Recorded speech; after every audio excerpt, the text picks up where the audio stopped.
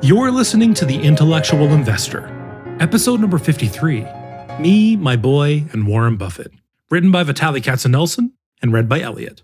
To read this article online, or to listen to more episodes, visit investor.fm. To learn more about Vitaliy's investing firm, IMA, go to imausa.com. Me, My Boy, and Warren Buffett. I have a confession to make. I want my company to someday be called Katsenelson and Kids. That doesn't have to be its official name, but I want to work with my kids. I want my kids to be value investors.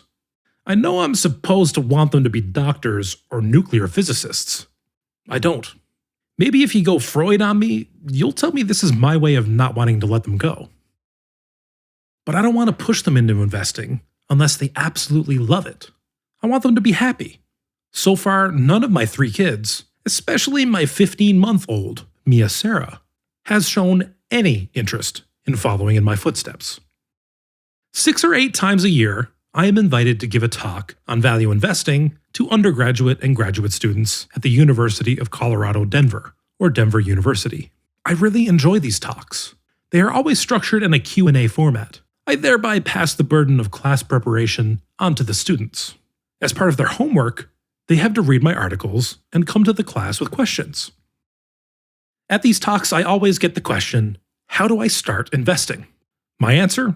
Forget everything you've learned about modern portfolio theory. Start with an area that you know. If you like shopping, you have plenty of retailers to choose from. If you know cars, you've got some choices there. You don't need a diversified portfolio, just a few stocks. But research these stocks. Read everything you can about them. Don't do a model portfolio. Do real money. Take as much money as you can afford to lose and start investing. Look at this as your tuition money. The most difficult part of investing is not the analysis, but the psychology. A paper portfolio doesn't trigger fear or greed. Only real money will. Charlie Munger has a saying, learning about investing from books is like learning about sex from romance novels. I skip this line when my kids are in the classroom. There are many reasons why I do these talks. First, I'm trying to undo some of the damage that modern portfolio theory dogma has done to these young minds. Second, my firm employs 3 or 4 interns from these schools, and I use these talks as a recruiting tool. The third reason is a long shot. I have a secret plan, which is not so secret anymore. I always bring at least one of my kids with me to class. 2 if I'm lucky. My son Jonah is 14, and older daughter Hannah is 9.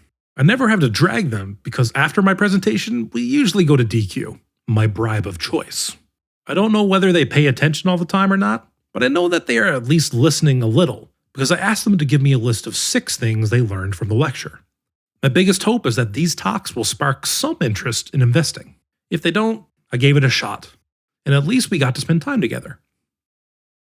Jonah is my immediate hope. My wife, a typical Jewish mother, says that he can become an investor or anything else after he finishes medical school. She doesn't share my dream. Jonah has so far shown little interest in either investing or becoming a doctor, but he loves to make people laugh, so maybe he'll be a comedian. In my latest attempt to gently nudge Jonah's direction in life, I am taking him to the Berkshire Hathaway annual meeting this Saturday, May 2nd.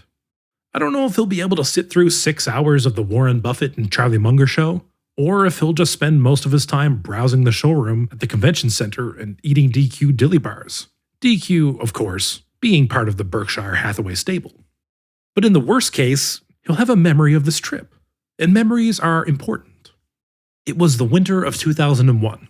I learned that Luciano Pavarotti was going to give a concert in Denver, but by the time I found out, only the very expensive tickets were left.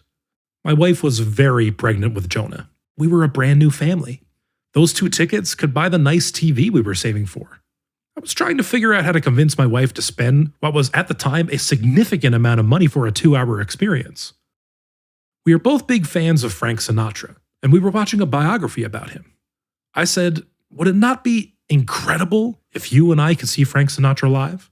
It would be one of those once-in-a-lifetime experiences. Then I said, we can't go to Frank's concert, but Pavarotti is coming to town, and we have a chance to see him.